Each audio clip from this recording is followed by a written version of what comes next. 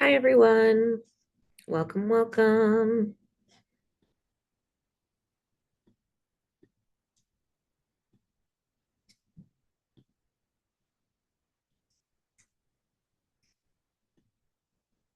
Just trying to get things organized on my screen. One second. Also want to try something. Give me one second.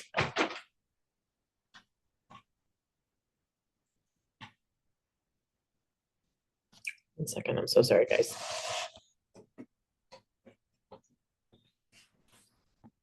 Having a technical difficulty at the moment.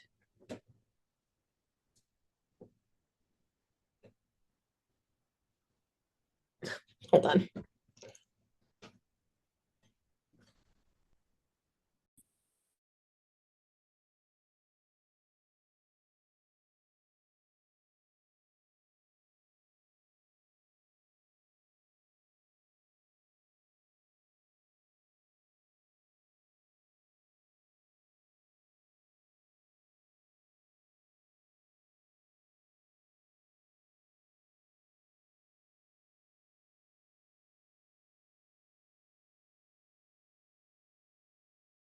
Give me one second, guys. I'm trying to fix something. Okay.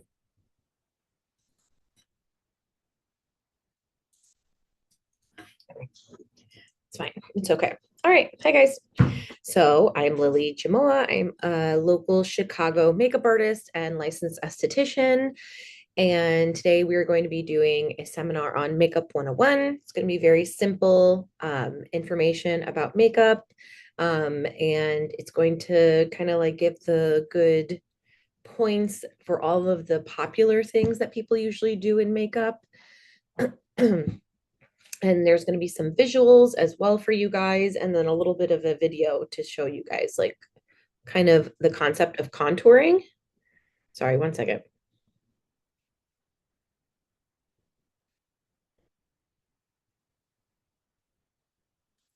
Okay.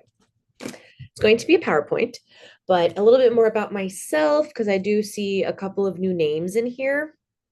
Like I said, I'm a Chicago-based makeup artist. I predominantly do bridal makeup, and I am a licensed esthetician, so I do facials, laser hair removal, all of those things. It's really weird. Sorry, there's like two different chats, so I'm trying to figure out which one to go into.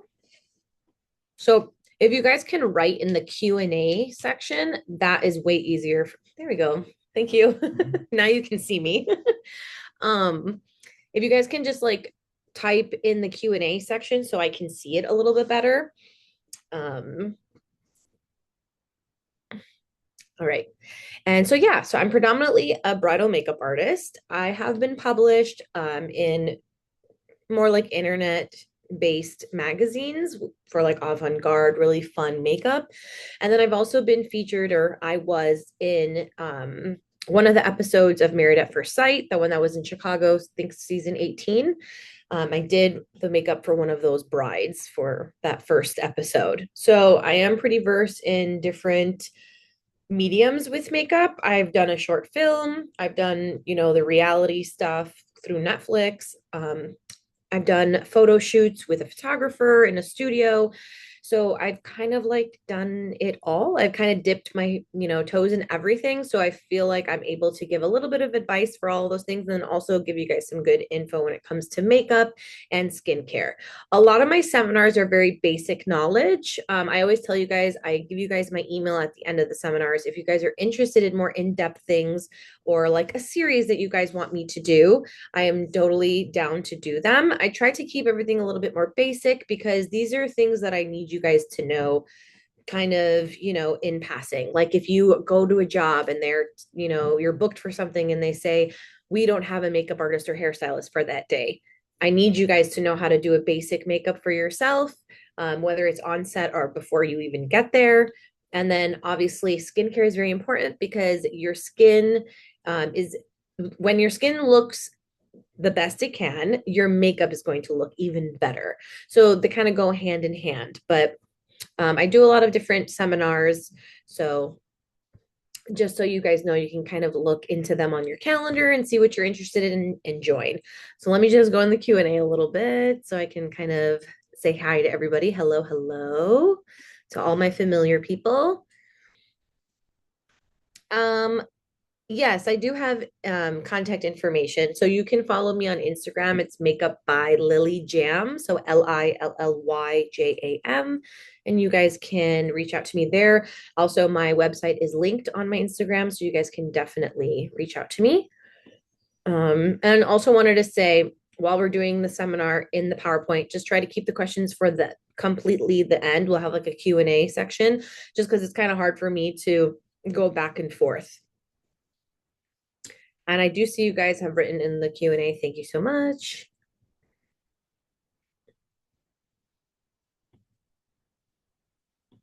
Perfect. Okay, so we will get started. And then I do want to preface, I am a little bit under the weather. So if I feel like if it sounds like I'm rambling or if I lose a train of thought, that is why. So I do apologize. I'm going to share my screen. Give me 1 second.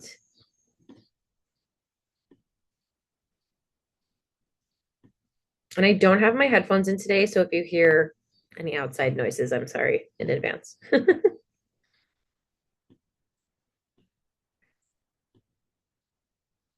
Okay.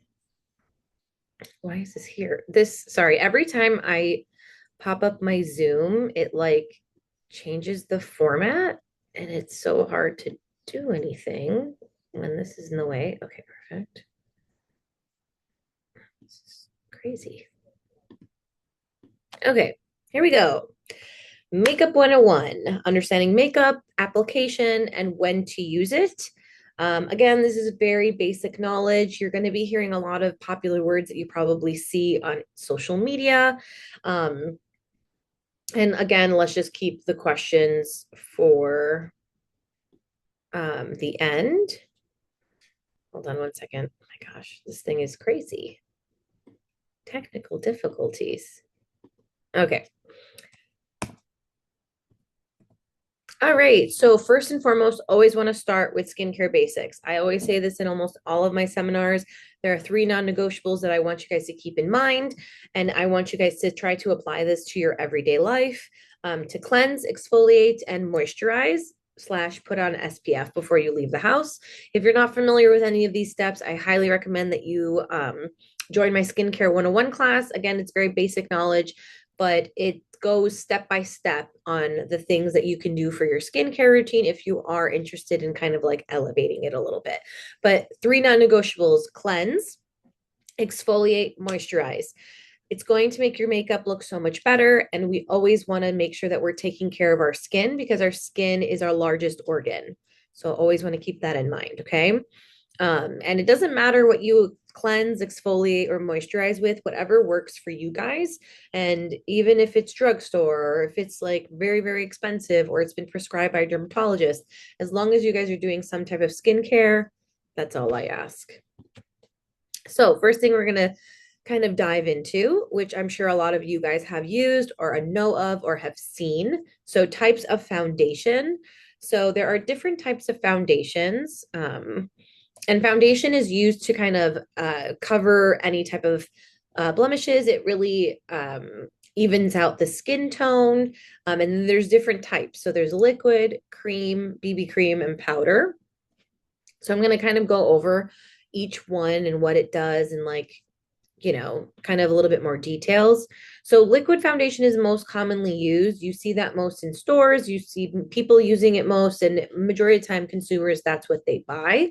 It's great for all skin types. However, there are some foundations that are specific to certain skin types. So if you are more on the oily side, they do have oil-free foundations. And then if you are dry, they have more radiant or natural or, you know, dewy type of foundations.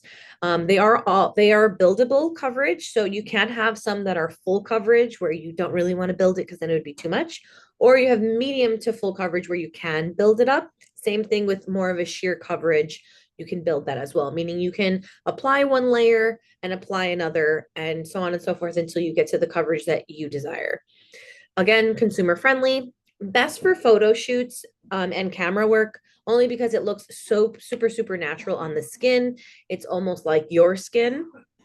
And it doesn't leave any shine, like unnecessary shine or any unnecessary, you know, heaviness to the skin that the camera will definitely pick up on. Then there are BB creams. Um, BB creams can also be like a tinted moisturizer. So that's what they used to call them. They used to call them BB creams and CC creams. Now the more popular term is a tinted moisturizer. It's the same concept. It's just a different name. I'm pretty sure it's just marketing. Um, so BB creams are great for all skin types. Same thing goes like if you're more on the oily side, they have oil free.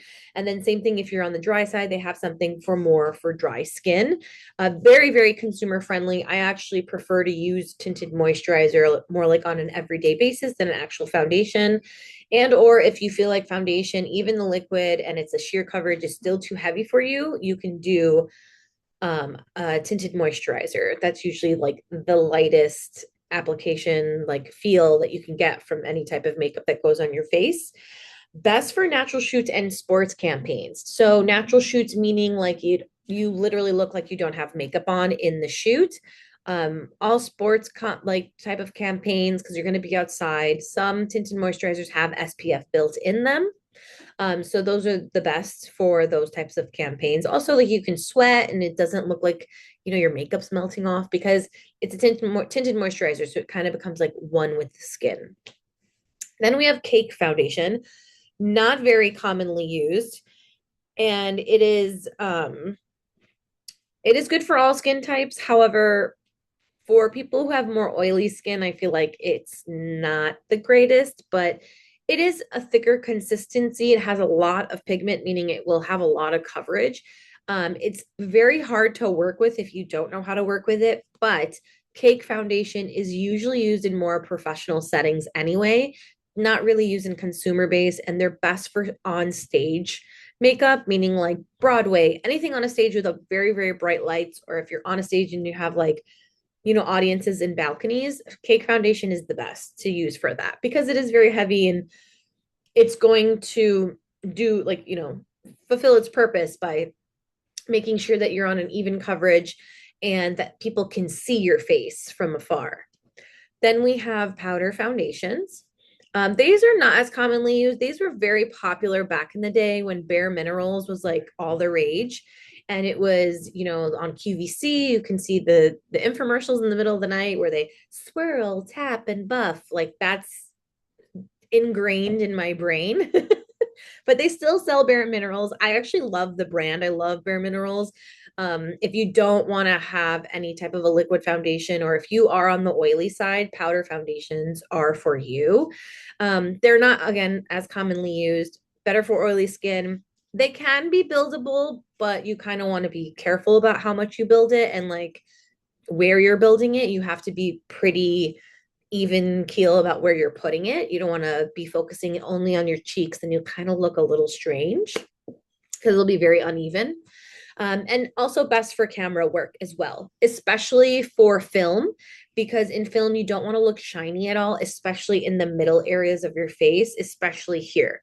Here, if you are shiny on film, makes you look and will translate on camera as sweat, and you don't want that.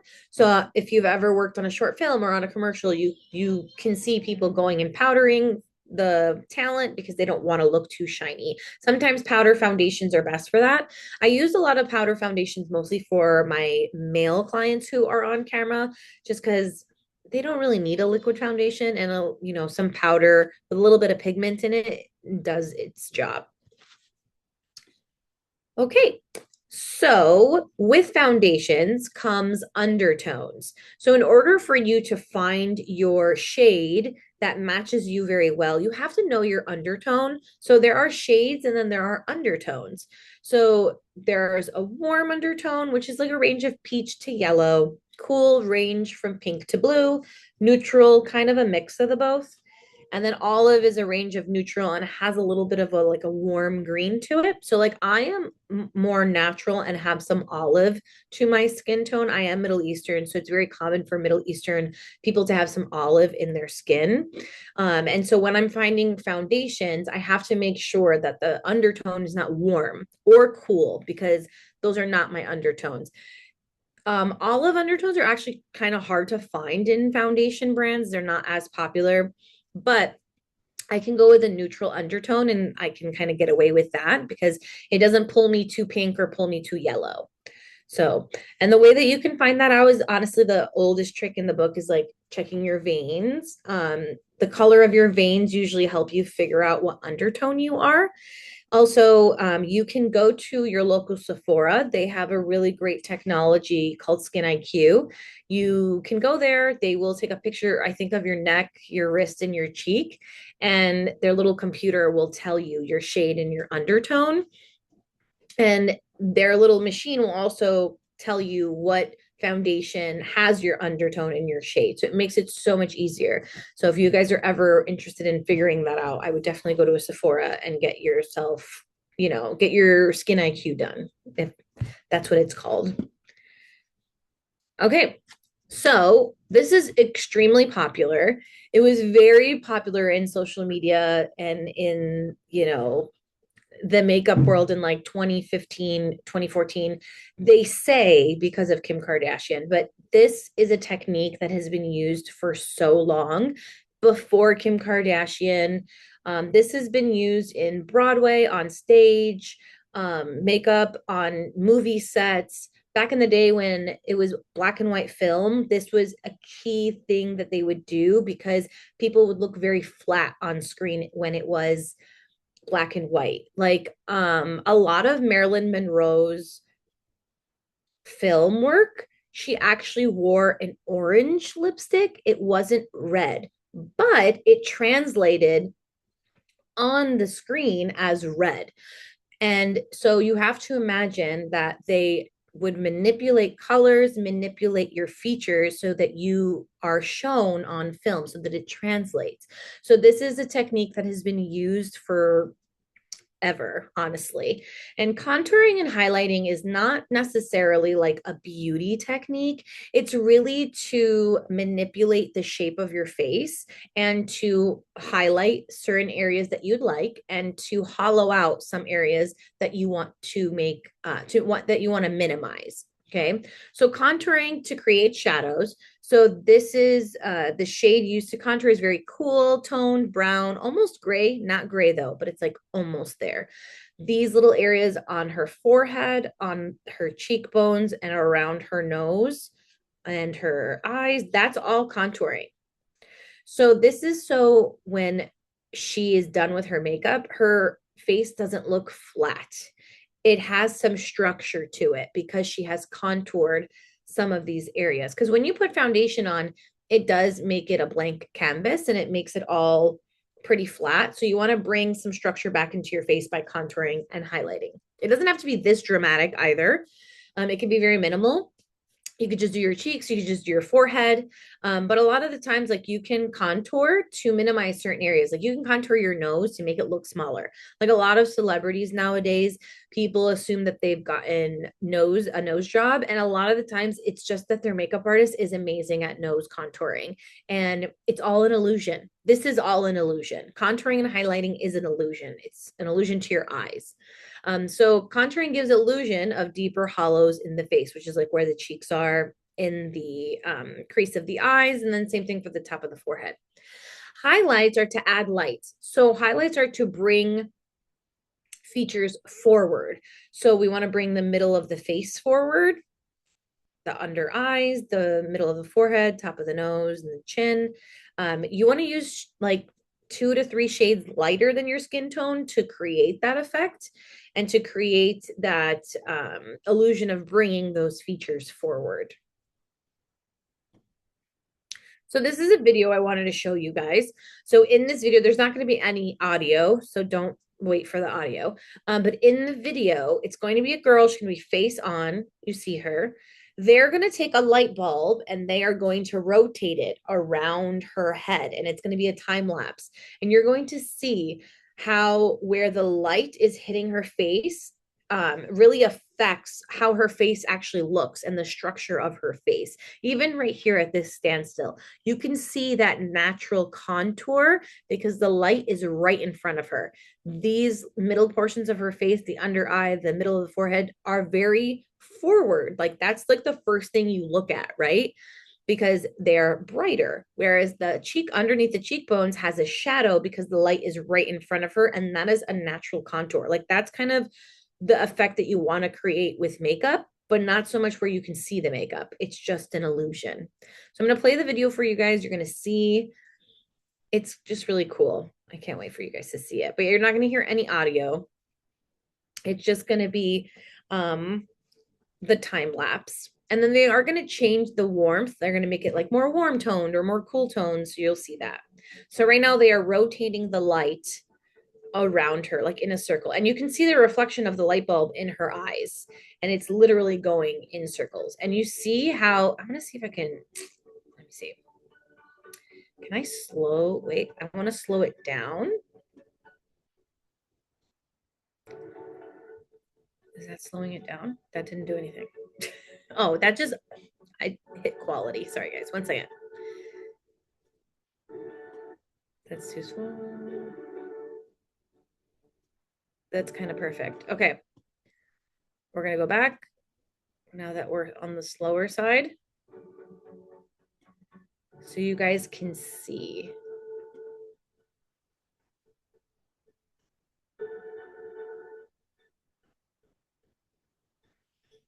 So I slowed it down so you guys can see where the light is really brings those features forward. And where the light isn't, it creates a shadow.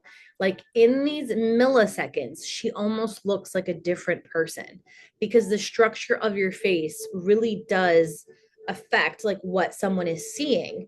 I see this all the time with eyebrows as well. Like when celebrities have a whole new eyebrow that they've picked for themselves that year, people think they've had all this work done or they look completely different. And it's really just the structure of their eyebrows has changed. So it's changed the way your face looks. Completely normal.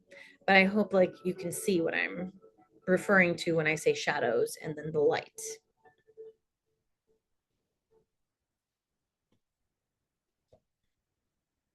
Okay, now we're gonna go to bronzer and blush. So bronzer is to create an illusion of sun-kissed skin, bringing warmth, colors to the face. It's commonly, applied to the outer perimeters of the face. So just like this picture right here on the tops of the forehead, anywhere that you would see the sun hitting you, or if you feel like you're getting a tan or a little bit of a sunburn, that's kind of where the bronzer would go because that's where the sun is hitting you most. You can use more of a warm toned bronzer. You can use more of a neutral toned bronzer. It's really up to you. It's whatever you prefer. And then blush, obviously, people have used blush for like ever. They used to call it rouge. People used to pinch their cheeks to, bring some rosiness to their face. So it brings a healthy flush to the skin and adds color. Commonly applied to the apples of the cheeks. So right here, right at the apples of the cheeks. Me right now, as a makeup artist, I've noticed that there's a huge trend of blush being applied higher up. So it's not always applied at the apples. It's applied kind of up in the temples area. And that really helps lifting up the face. And then you guys have probably seen on social media like this thing called like blush blindness, where it's very popular to like overload on the blush. People love to put it all over their nose to kind of give like a sunburned look. So people have been having a lot of like fun with blush. In like 2015, 2016, blush was like non-existent. People did not use blush. Blush was not a thing. And then in the last like 4 years, I feel like it's been like such a big thing that people love blush. They apply it so heavily. And they just almost like want that like natural, youthful glow or like flush to the skin. And they're really using makeup to kind of accomplish that, which I like some of it. And then I think it's a little too much when people go overboard. But again, it's a personal preference. It's whatever you like. However, when you are going on set and if they have specific instructions, you do want to follow those instructions. Don't go like too far with the blush blindness, just in case if it does translate on camera as like too much, So you kind of want to gauge as to how much you can actually apply. But have fun, especially with bronzer and blush. Have fun with makeup in general because you can always clean it. It always comes off. And there's a makeup artist, a social media influencer who has his own makeup brand now, and it's called One Size. And his like tagline for the longest time was makeup is a one size fits all. And that's completely true. It's just you have to find out what products work best for you and how to use them, and then your preference as to how you want to look. Always remember makeup is supposed to be fun. So we'll talk about eyebrows a little bit. How to shape your eyebrows is just a general guide as to how like what your eyebrow is supposed to look like. Not everybody's eyebrows will look like this picture. Not everybody has an arch. Like I honestly do not have a prominent arch at all. That's totally okay. I don't need one. Also, your eyebrows are always sisters, never twins. They're never supposed to be super duper symmetrical. It actually might make your face look a little bit strange. You want them to be somewhat, similar, but not twins. You don't want them to be too symmetrical because not everyone's face is symmetrical on both sides. We did such a cool trick in beauty school. We had taken like a face on picture, and my makeup teacher actually printed all of our faces and folded them in half. And each side of the paper, literally, I looked like two different people. Like I had a different eyebrow on each side. One nostril was bigger than the other. My Cupid's bow is different on each side. So no one's face is 100% symmetrical. And so your eyebrows really shouldn't follow that because it's going to make you look a little off. So I honestly love to fill in my brows, but I like to use certain products. So to fill in your brows, the products you can use is eyebrow pencils. Those are the most popular and what you can find in stores. They do still sell the eyebrow pencils that actually sharpen, the wooden ones, but nowadays it's very popular to have the retractable ones, which are in like the plastic packaging. You just have to find your shade. And I always tell people like go at least like one shade lighter than your actual hair color because you don't want your eyebrows to be too dark. Then you will also look a little strange. You could use eyebrow powder. Those two are pretty consumer friendly. And then there's eyebrow gels, which is kind of like an eyebrow mascara. I actually tell a lot of my male clients if they are wanting their eyebrows to look groomed, but they don't want to do anything to them, you can get a clear eyebrow gel and just brush right through them to kind of like have them sit in place and have them, a little bit more structured. And so that way they're not like being unruly or anything. And I also tell a lot of my male clients, you can use a clear eyebrow gel to if your like beard is getting a little crazy, or if you have like one hair that's sticking out, the eyebrow gel, the clear one will really help with that as well. So I'm going to show you 3 different pictures, and this is on set makeup, meaning it's on camera. These are all going to be pictures from like movies or shows, whatever I've found that I want you guys to kind of like, pay attention to. So in this picture, I'm pretty sure that their skin has been prepped, meaning the 3 non-negotiables have happened. Their skin looks matte to me, meaning it doesn't look shiny. It does look natural, but it doesn't look like, dewy at all at any point. I don't really see any of it. So same thing, natural finish. Their skin tone is even. It's not even to the point where like it looks like they have new skin, but their skin looks flawless. They have slight contours. So this is Bridgerton. So I know that her name is Daphne in the show. You can see that slight contour right here. You don't want to see the makeup. You want the makeup to create an illusion. So you can see how her cheekbone up here looks so high up and so sharp because of that slight contour. And then if you look really closely in the crease of her eye, she also has a slight contour in there because this period piece, they didn't have makeup like that. I think they only had like rouge. So they would put it on their cheeks and their lips, and that's about it. So you kind of have to emulate that when you are doing on set makeup. So like she has like a no makeup makeup look. You can tell that she has a little bit of color on her lips and a little bit of color on her cheeks.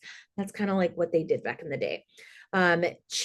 But in realistic terms, like today's makeup, when they were doing her makeup, they definitely used an eyeliner on her, but very slight and very little, very like a tiny amount on her eyes, just to kind of bring the structure of her eyes forward. Again, like when you have lights on you, your face kind of drowns out. So you want to bring a lot of your features forward. They definitely put mascara on her just to make her eyelashes a little bit more prominent. And they obviously gave her a little bit of warmth to her skin with a little bit of blush. I don't think they used bronzer, but they definitely used blush. For him, male grooming is what we call it in the makeup world. His eyebrows are clean, his beard is structured and trimmed. If it needs to be unruly, or if you are playing a character where you need to have a little bit more of a scruff, they will definitely let you know. But majority of the time, they really want you guys to have like clean beards. If you have a beard, it's nice and shaped naturally, nothing too crazy with lines. And for him, I'm pretty sure they did probably use some type of a foundation, but his skin looks great, very natural, not shiny at all. And we do use makeup also to kind of fill in some bald spots on beards. So if he had any big bald spots, I'm sure they filled it in with some makeup as well. So, as I was speaking about male grooming, these are four different actors, four different looks completely for, I think, four different movies or shows. I haven't watched all of them. But skin prepped for sure, three non negotiables, beard and hairline grooming. So, depending on the character, like I know these guys are bald, but he has hair and then he obviously has hair. So, it's very intentional what they are doing with the style that they're giving these guys. The beards are all maintained, and so is the mustaches. They all have somewhat matte skin. Doesn't look like they're shiny at all. Doesn't look like they're sweating. In this picture, you do see some shine on his forehead, but I feel like that's just more of a natural thing. There was probably a lot of lighting in that scene. Hair fullness, like I said before, filling in eyebrows and beard hairs with makeup. So if there's any, like if you have like a weird scar in your eyebrow and that's not what they want for the character, they want for you to look like, they may fill that in a bit. And then same thing about the even skin tone. That's always going to be a thing. Evening your skin tone doesn't mean you're wearing a full coverage foundation. It just literally means, you're making your skin close to one shade or even as you possibly can get it. On stage makeup, which honestly I haven't done a lot of. I've only worked on like a couple of theater shows, but it wasn't anything like super professional. One of them was for a child's like theater show. It was Shrek, so I had a lot of fun with that. But you definitely need some skin prep. 100% always the skin needs to be matte. If anything, you need to powder even more because you're definitely going to be sweating and you're definitely going to be hot with all of those stage lights. You do need a heavy, heavy contour because people need to see you from all the way in the back, all the way in the balcony. So a good example would be this guy, the ringleader, I'm only guessing. It looks like because he has that red jacket on, but you can see his contour like all the way from out here. And that's like what you want for on stage makeup. It needs to be almost like so dramatic that it's not even like blended out. It's just like a line because it doesn't look like a line to people in the audience, especially with all those bright lights. It looks like you can see the structure of his face. Heavy, heavy blush, defined eyebrows, and defined eyeliner. Same thing with these guys. Like you can see his eyeliner, you can see his eyebrows, you can see every structure on her face. So that's the goal, is to be able to see things from very far with very, very bright lights when it comes to stage makeup. That cake makeup, the cake foundation is what you would use for this type of makeup. Only because it's very heavy in pigment. So it will really give a lot of color to the skin and not like, what is it called? Like, when there's a lot of flash and it makes you look like pale as a ghost. I am blinking on what that is called, the saying, but you don't want it to, like for it to drown you out at all with the lights. So you want to make sure that um, your skin is showing and your features are showing as well. Okay. I know some of you guys were writing in the Q&A. I've told you guys I'm not going to be able to go back and forth because it's too much, but I'll answer your questions now. And then this is the email right here that you guys can email if you have any suggestions about upcoming seminars, or if you're curious to wanting to understand more about makeup and skincare and you have like a specific thing that you want to learn about, send it over to me and I can definitely try to make like a seminar based on it or make a series or something. I also make these PowerPoints into PDFs, and I can send those to you guys through email if you guys want to have these just for like a good reference or whatever it may be. Okay.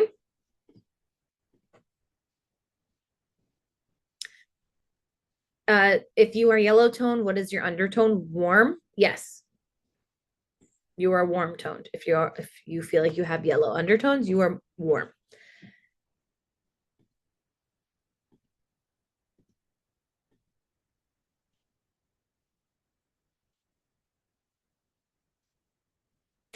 Yes, someone said who else as kids thought your moms were using color pencils to draw themselves to draw on themselves. Yes, I literally thought that. And I for some reason didn't notice that there was like a brush on the other end, but yes, I definitely thought people were drawing on their faces and it's a trip. No, I wouldn't call it whitewashing. Um it's like gonna bother me. Well, let me Google it. It's gonna bother me. I think it's just wash you out. Like, you know, I think that's like the term that I'm looking for.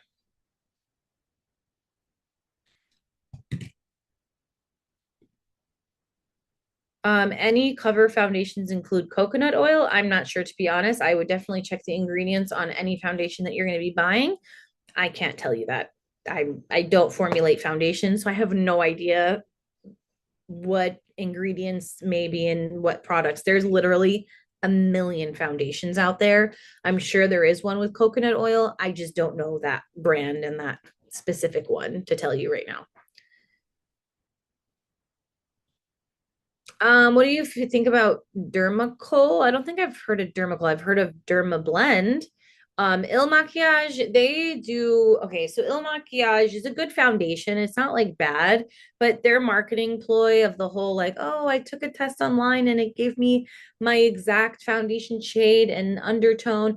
I tried it and they were wrong. I returned it. They sent me another one and it was still wrong.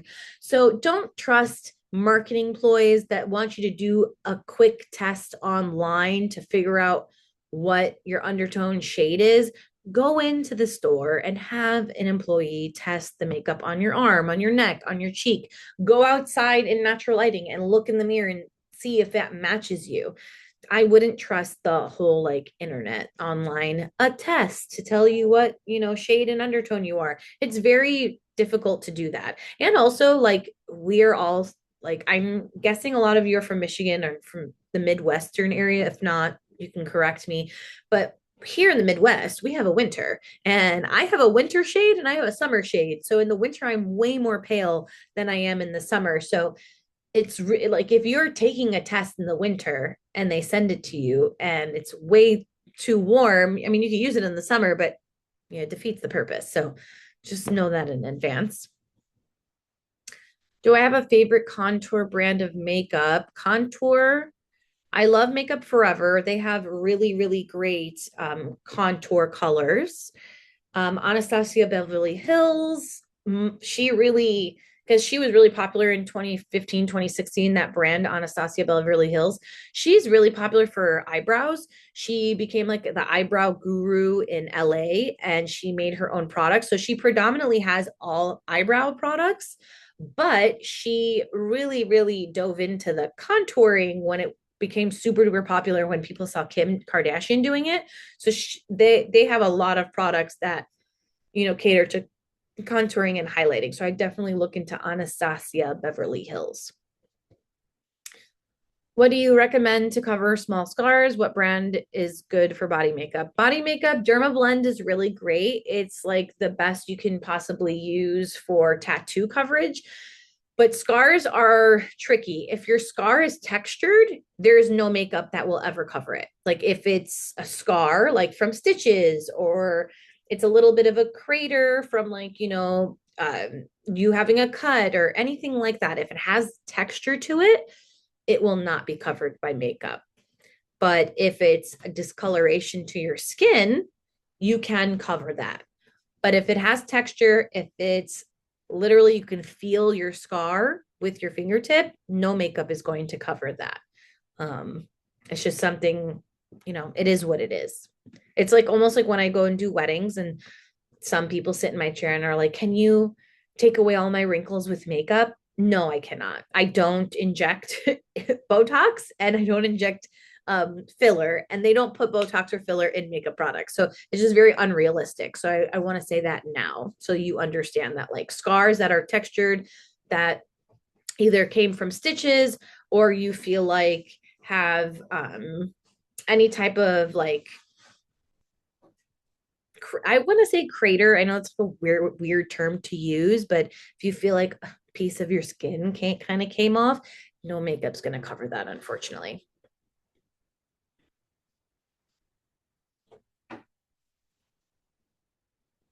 Let's see. Yeah, thank you. Everyone's like washed out, washed out. Yes, that's the term, washed out. Great question. What can I do if I'm more darker around the mouth area? So I actually have a seminar that surrounds color correction and concealing. Definitely sign up for that class. But if you have darker spots under your eyes and around the mouth because your skin tone is more on the darker side, you can color correct with more of a like, or not orange, like a red color corrector. Not saying put red all over your, around your mouth. You want to do such a small amount that when you are blending it around your mouth, it neutralizes the darkness instead of covering it with red. So you want to kind of keep that in mind. But you can color correct it with a red color corrector. That would be the best for you. Because if you use foundation over those areas, it tends to start to look gray. So if you use that red, it will neutralize that dark color. And so when you put foundation over it, it won't look gray. It will look more like your skin tone because you've neutralized that dark area to bring more warmth to it.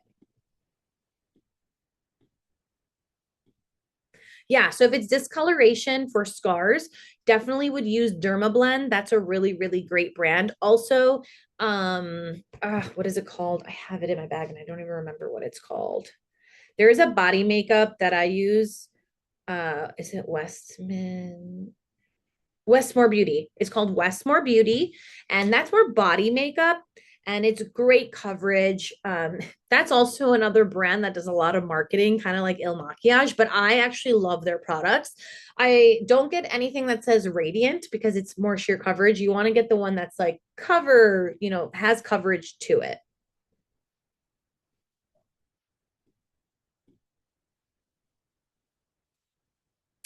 I am mobile. Again, I'm local in the Chicagoland area, and that's like pretty much where I travel. I don't travel like more than an hour from me because I've been doing this for 8 years and I've gone to Wisconsin, I've gone to Michigan, I've gone to Indiana. I don't do that anymore. I have a 1 year old, and so like I really prioritize my sanity when it comes to that. So nowadays I don't travel very far, but I do travel. Like if I'm going and doing makeup, if I don't have clients coming to my home, I'm always traveling to them to do makeup. And I do charge a travel fee. Keep that in mind. When it comes to foundation, what would you recommend covering freckles or allowing them to peek through? They are dark freckles. Some people love their freckles. When I do makeup for brides and I see that they have let me type in this one so you remember it. Westmore Beauty. When I have brides who have freckles, it's like a 50-50. Some of them love them, some of them want them to show, and some of them don't want it at all. If you want your freckles to show, I would use more of a sheer coverage foundation. And also, you can put a predominant amount of your foundation on the outer edge of your face and then keep where your freckles are like a little bit less of the coverage. And if you want to fully cover them, you have to use a full coverage foundation. That's like the only way that it's going to cover them.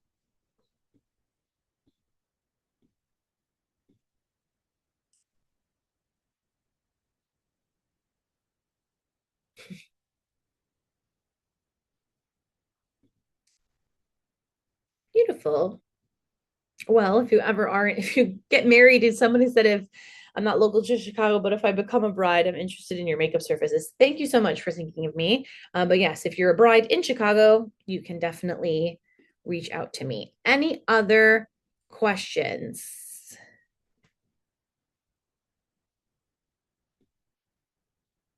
My Instagram is makeup by Lilly Jam. I'll type it in here. Makeup by Lilly Jam. Any other questions before we start wrapping up?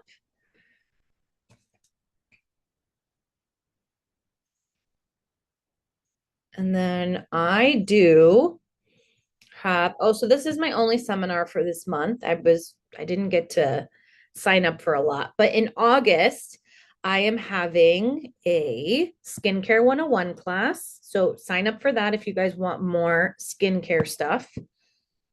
And I'm doing makeup brushes 101. So makeup brushes super cool. That was requested by a couple of people. So I end up showing you guys like my professional makeup bag with all of the makeup brushes that I use in my professional setting. And then I also show you guys my personal kit. And I go over each makeup brush, what it does, what its purpose, and like kind of like what you need, because you don't need all of the makeup brushes that I have, just a select few. And then I'm also doing at the end of August, I'm doing on camera ready makeup day to night. So that is when I do like a literally live tutorial on here with you guys. I'm doing my makeup, showing you step by step. I do more of like a natural everyday makeup, and then I turn it into a nighttime. So if you are needed on set to do two different type of makeup looks, it needs to be natural the first, and then it needs to go into nighttime, like the character's going to a club or something. I show you how to do that from night to day. I mean, sorry, from day to night. Oh, someone said they've never been this excited about makeup before. I'm excited that you're excited. I love teaching guys this, and I know like sometimes it's a lot more information than like you can process, but I try to keep it as basic as possible because social media is crazy. Like there's so much information out there, and like you can stumble upon like a makeup influencer and they do heavy makeup, or they do very popular influencer makeup, and that's not really in the realm of photo shoots, commercials, or acting. A lot of the times in photo shoots, commercials, and act like those types of things, it's more natural that you have to do your makeup. So that's kind of what I've been trying to teach you guys. But in that tutorial I'll do at the end of August, I do put a little bit heavier makeup on for the nighttime. So that will be a lot of fun for you guys to watch. I get my somebody asked where I get my makeup brushes. I get my makeup brushes like from all over. There's a couple of brands that are professional brands that I buy from, and I've also experimented. I buy brushes from Amazon. I have a brush kit that I bought from Amazon that I absolutely really love. That I use personally, not for my professional kit, but I kind of find brushes everywhere. Um, I actually did just buy like a bunch of makeup brush sets from Shein just to test out to see how good and what quality they were. They sucked, so don't do it. I'd rather you buy from Amazon. I actually had a lot more like luck buying from Amazon instead of buying from Shein. So just keep that in mind. And I haven't tried Temu, so I wouldn't do that if I was you guys. I'm scared of messing up eyeliner, so I just keep to lips, foundation, mascara, and that's totally fine. And honestly, if you're like, what kind of eyeliner are you afraid of? Like, are you afraid of like a winged eyeliner? Because you don't have to be, because you don't have to use eyeliner to give yourself a wing. You can use eyeshadow, and it's so much easier to use. You can control it so much better. And it's, if you don't like it, you can just blend it out or you can kind of wipe it away. So don't be scared of makeup. You can also practice it on an everyday basis, and you can, just see what works best for you. So don't be scared. Just practice. And I always say, like, add a little bit more every time, and then you'll kind of get used to it a little bit more and more. There's a lot of questions about brushes. So we'll keep those questions for that seminar, because that's like a whole explanation. For dark tones from skin, applying aloe vera plump and washing it off after it dries is very effective. Any style eyeliner. Yeah, don't be scared of eyeliner. Like, you just need to use it at like a with like a very light hand. You don't have to be heavy-handed. And even if you're heavy-handed, you can wash it off. Not that big of a deal. You don't have to be, super duper scared of it. I know it's intimidating, but like I said, you can use different mediums to give yourself a winged eyeliner. You can use um eyeshadow, and it's so much easier. Go ahead with your question. Doesn't foundation and powder always go together? Not necessarily. I don't always use powder all over my face after my foundation. Some foundations are self-setting, so you don't need to set them with a powder. Under eyes, if you're going to be using a concealer, I would put a little bit of powder under there, because the concealer may move around. There's a lot of creases and wrinkles under your eyes, and it's a very mobile area of your face. So sometimes foundation or concealer can move around. So I definitely would always use powder under the eyes in the center of the face, but it's not always, you don't always need to use it. But the number one rule though for foundation and powder is always foundation before powder. Always liquid before powder. You never want to put a liquid on top of a powder. It's going to look strange. It's not going to blend very well. It's just the chemical, like them chemically being made, is not structured that way. So it's always liquid before powder. Always. Number one rule. Any other questions?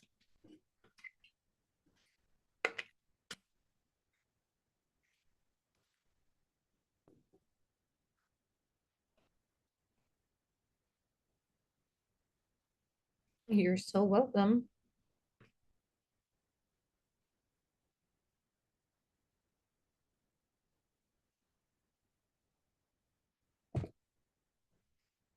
Okay.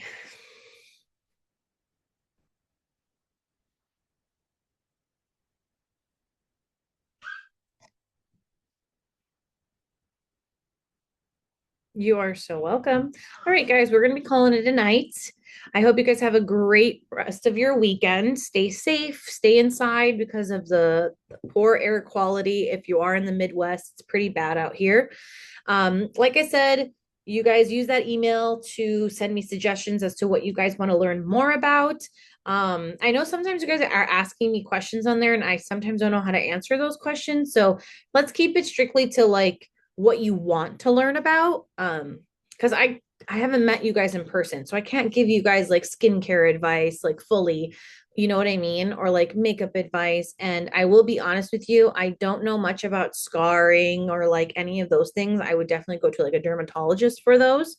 So anytime you guys want to learn about something new, you're curious about something, and you feel like you would benefit from it, for me making a seminar on it, I will definitely do so. Okay. You guys have, again, a great rest of your weekend. Stay safe out there. I will see you guys next month. Thank you.